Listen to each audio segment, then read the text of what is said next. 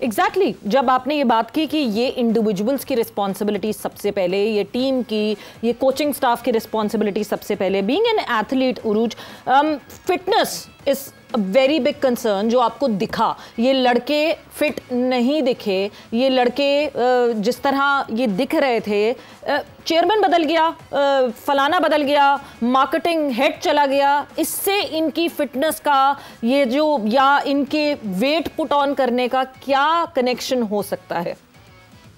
सवेरा again मैंने भी थोड़ी सी क्रिकेट खेली है। जब आप पाकिस्तान के लिए खेलते हैं और आपकी ये जॉब है, आपको इसके पैसे मिलते हैं, ये बात फिट रहे आपकी जॉब का हिस्सा है। आप किसी पे एहसान नहीं करें, आपको इसके कोई एक्स्ट्रा पैसे नहीं मिलने चाहिए। जिस तरह आप और मैं टाइम पे काम पे पहुंचते हैं और हमारी जो रिस्पॉन्सिबिलिटी है काम करने की, उसी चीज की आपको तनख्वाह मिलती है। And you are answerable and accountable if you don't do the job right. कल को किसी के दांत में मैं गलत काम कर दूं, I am accountable and answerable for that. मैं अगर काम पे टाइम पे, is part of my job, ये कोई एडिशनल काम नहीं आप करें। तो रिस्पॉन्सिबिलिटी अगेन, जिस तरह फील्डिंग एक माइंडसेट है, उसी तरह फिटनेस भी एक माइंडसेट है। आपको अगर लग रहा है कि फिट नहीं है, आप put in extra hours. I don't think कभी भी कोई कोच मना करेगा कि अगर उससे कोई एक्स्ट्रा प्लान मांग लेगा, एक्स्ट्रा सेशन मांग लेगा।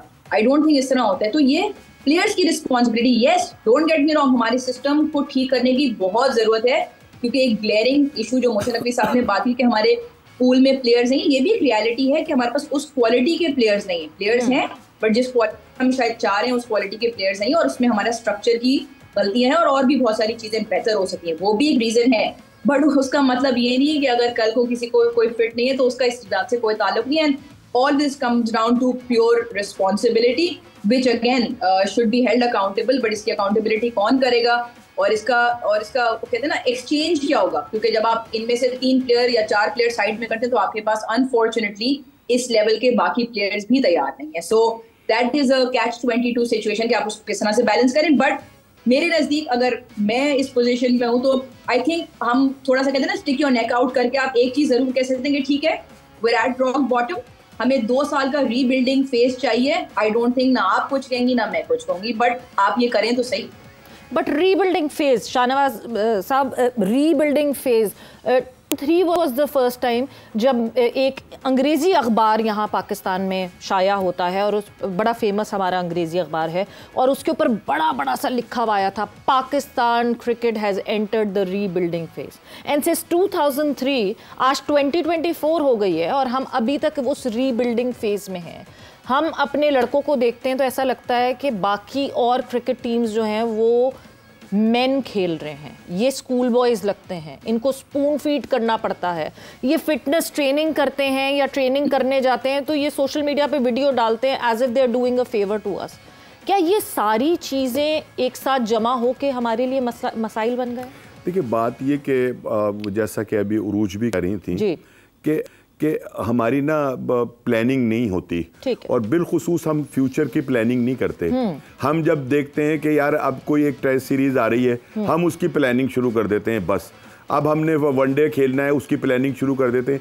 यार हमने ये क्यों नहीं सोचना शुरू किया कि अगर तो शाहिद आफरीदी जो है वो टीम से निकल जाएगा तो कोई उसके कैलिबर का हमारे पास ऑलराउंडर है। अब अब्दुल रज़ाक अगर हमारे पास नहीं होगा तो क्या हमारे पास उस कैलिबर का कोई ऑलराउंडर मौजूद है? अगर मिसबाउल हक नहीं होंगे, हमने ये चीज़ें जो हैं ये नहीं सोची।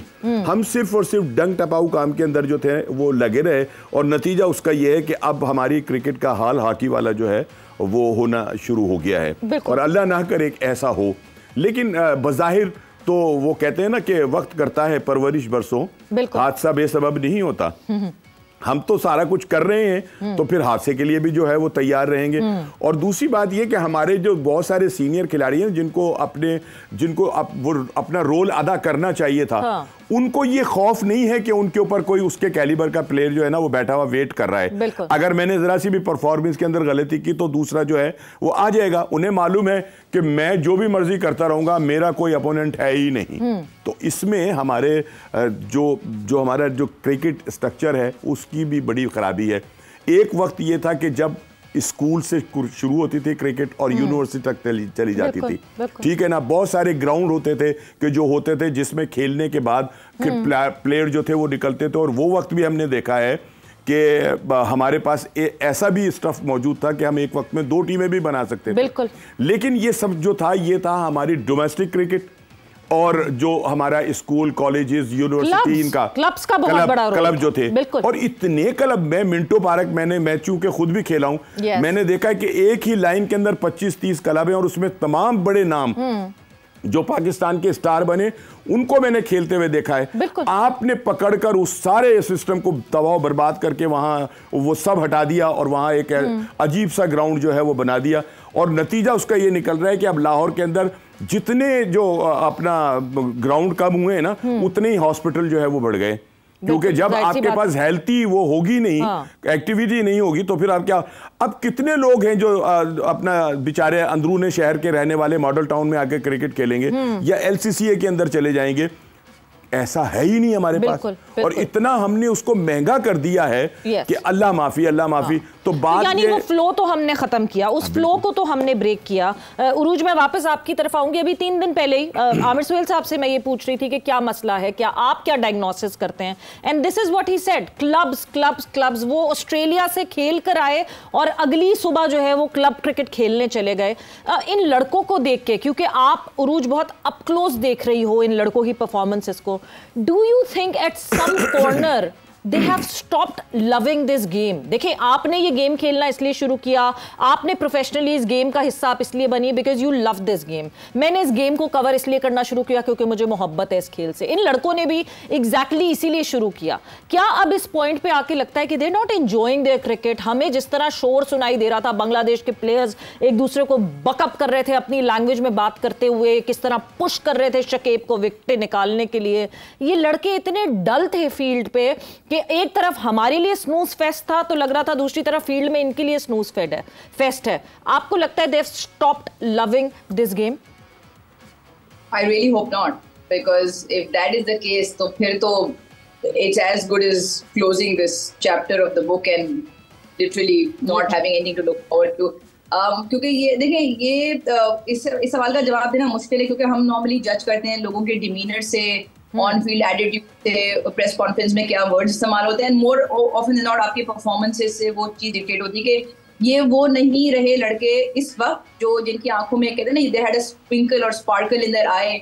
ये वो मेजॉरिटी वही लड़के जो 2017 की चैंपियंस ट्रॉफी का हिस्सा रहे, उसके बाद भी जब अच्छा किया तो they been the same boys.